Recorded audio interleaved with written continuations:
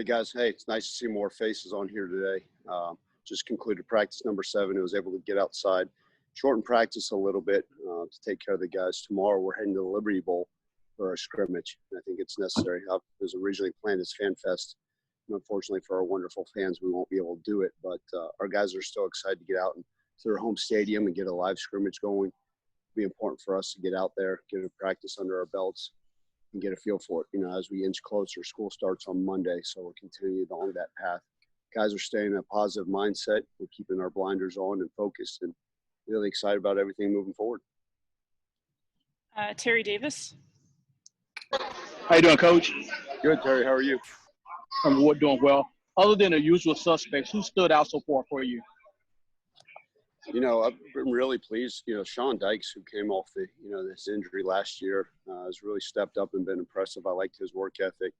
We got guys like Fox. I've been impressed with our tight end room. It's been nice to see the guys battling in there. We got a lot of good depth. Like I mentioned the other day, our secondary is as deep as it's ever been. Proud of those guys. The quarterback room, right? We've added some faces, and those guys continue to battle and do a great job. But all in all, really excited. I think the new defense scheme will fit us well, and it's been fun to go out there and watch them, just to see them and walk through their intent, their eyes, the way they listen, the way they take notes in meetings. So really got a lot of exciting pieces, but it's been fun to watch the defense. And again, I'm pleased with the growth of the tight end room as well. Jason Munns. Happy Friday, Ryan. Happy Friday, Jason. How are you? I'm good. So I meant to ask this yesterday, but you guys had Maurice Clarett come by Wednesday, I believe. How did that, how did you coordinate that, and what was his message? Just talk to me about that. Sure. Maurice was a guy that I was able to hear speak a few years back, and his message is pretty clear. He's one of those guys that has a unique story and an interesting story, to say the least. Obviously, he could have gone down as one of the best college football players in the history of football. We know what happened with his story, but, not only did he have a lot of failures that he could talk to us about and things that occurred in his life that he messed up on, and he's very open about it, that he screwed up. And so those lessons are great for our guys to hear. But now he's a success story, right? He started 3 businesses, each that are worth over $1 million. And he's done that on his own. And so he talks about his story from incarceration to now running his own businesses. And he's very straightforward. He talks to these guys about the work ethic that's needed. And I thought the message was a perfect timing to have him come visit our guys. A lot of them they said their dads were more excited and their family members were more excited because they're a little bit young to realize his story. But a lot of them were Googling him and watching YouTube videos on him in his 30 for 30 that night, and came back, and they were all impressed. And, the nice thing about Maurice is he could have just, left afterwards, but he stayed around, had dinner with the guys, and then came back the next morning, just wanted to be around him. And, I give him a lot of credit because a lot of speakers just want to come in, take a check, and leave. And he really poured into the guys with a great message, and it was wonderful to have him around. Jeff Brightwell. Hey, Coach, how you doing today? Good, Jeff. How are you doing? Good. Now that you're just over a calendar week, practice number 7, there's always that initial excitement, especially this year to get back. Do you sense it's good now, a week into it, they're probably settling back into as close to a sense of normalcy as possibly could be right now? I think so. Like I mentioned before, this is the shortest and easiest training camp of mankind. Wish it was longer for sure, but yeah, we finally feel settled. I feel like the guys feel like they're in the groove with practices, the way we do things.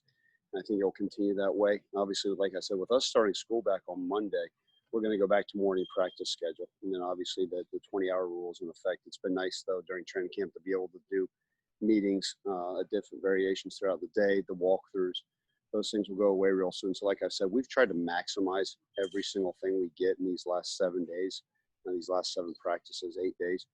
And the guys have bought in. And just as we're getting into a groove, obviously it's going to change, but that's going to be the nature of the whole season, right? It's been that way since we were gone in January and came back from the Cotton Bowl to the extended spring break for the last couple months to then when we got back going through what we call the OTAs. And now this, a modified training camp, and then now into an earlier start of school. So, like I said, I think sometimes the adjustment of schedule affects coaches more than anything because we're such creatures of habit. The players, they're pretty solid in their mindset and they don't miss a beat. And so I'm proud of their approach they've taken. Brian Moss. Hey, Coach. We've spoken to Brady White, but how's the other quarterbacks? How's the competition for his backup going? It's great. It's a clear cut. Brady White's our quarterback, and we've got a lot of guys. We're really excited about them. Obviously, Connor Adair, Markavian Quinn is doing a nice job. Keelan Brown's a young freshman that's battling. So really like that depth in that group. They're all learning. Coach Jones does a great job with them as well as calling our offense. So, Brady's the clear guy, and we're letting a lot of those guys get a lot of different reps, right? We got to be smart, obviously, with the way that COVID is this season. And, we know at any minute those guys got to be ready, whether it be a shoestring or something else that may occur. So those guys are getting a variety of reps with the twos and even some with the ones. I think it's important, right? The communication with the offensive line, the rest of the players. But, I really like the depth in that room, and I know they'll continue to battle every day. Jason Munns.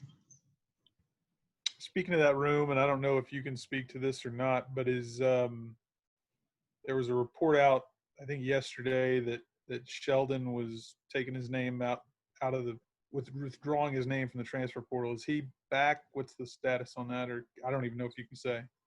Yeah, I'm going to keep a lot of the stuff that occur internally amongst that and the player ourselves. Anybody that's obviously on the roster or moved from the roster, there's certain reasons for doing so. But, I've got to respect their privacy.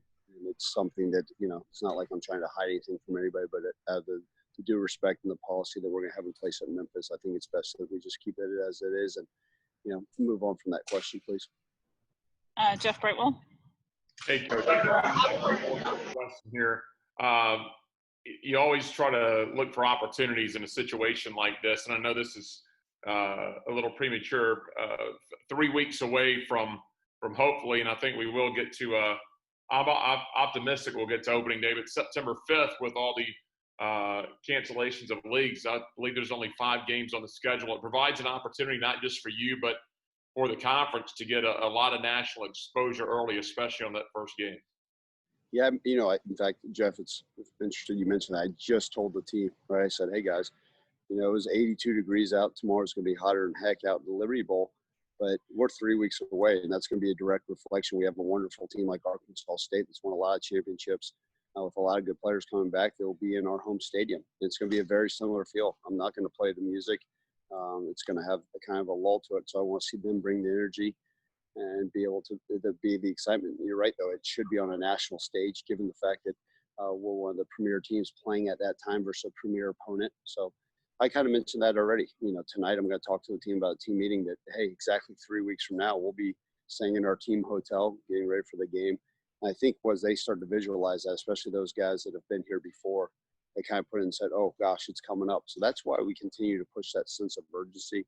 And you're exactly right. Sometimes there's some motivation by being one of the few games on television early in the season. Jason Munns. I was thinking about the just everything that's gone on the last however many days, and you've talked a lot about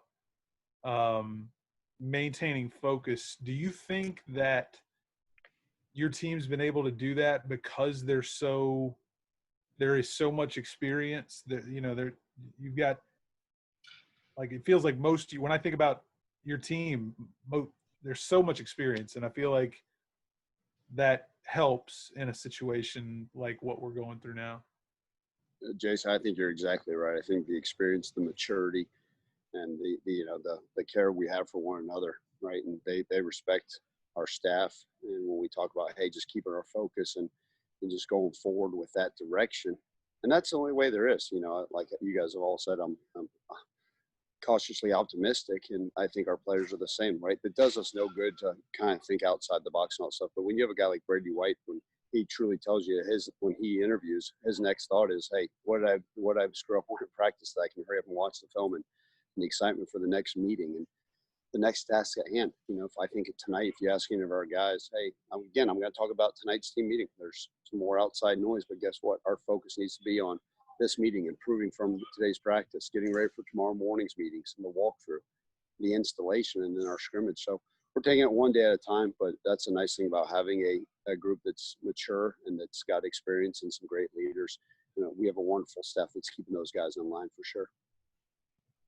Okay, Terry Davis. Hey, Coach, other than just minor nicks and bruises, how's the health of the players on the team?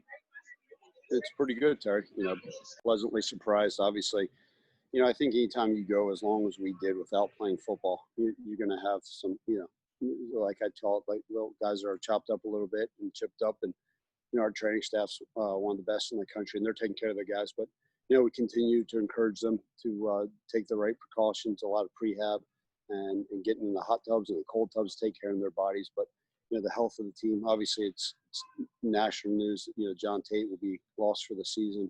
And he's a great leader. We're excited to be able to get him back for one more year. But other than that, the health is pretty solid moving forward. Nothing that's been season-ending for anyone else. And like I said, we're just continuing to head in the right direction. And we got to stay healthy throughout camp because, you know, you guys know the depth of our schedule from game one to the very end. Brian Moss. With that scrimmage tomorrow, what would you like to see from your team during that scrimmage? You know, really, Brian, I think it's going to be unique because it's been so long since we've been in the Liberty Bowl. It's really been since, you know, the conference championship game was the last time that any of us stepped foot on that field. You know, for me, we were able to take some recruits there. But other than that, our team has not been out to the Liberty Bowl. And so it's going to be a complete different experience because they're going to go into an empty stadium. We're not going to have any music blaring. It's going to be a complete different atmosphere from the last time many of our players stepped in there. So, Brian, I want to see them have the right mentality, right? What's their approach going to be? Because we are going to play in some stadiums that are going to be very limited to fans, and we're going to have to, you know, be our own motivators. I think that's very important. You deal with 18 to 22-year-olds that by nature sometimes will thrive off of different things, and, you know, sometimes we play our music at a practice, and that motivates them. And, you know, coaches are, you know, getting on and rhyme, but I'm going to have everybody off to the sideline. I want to see who has that self-motivation, who's driven, who can focus on the task without the outside positivities inside the stadium to see how they react. So that's really what I'm looking forward to. All right, guys, I appreciate, you know, obviously good luck to the Grizzlies tomorrow, and I'm wearing my shirt for them, Memphis Fishers. Everybody, y'all have a great night.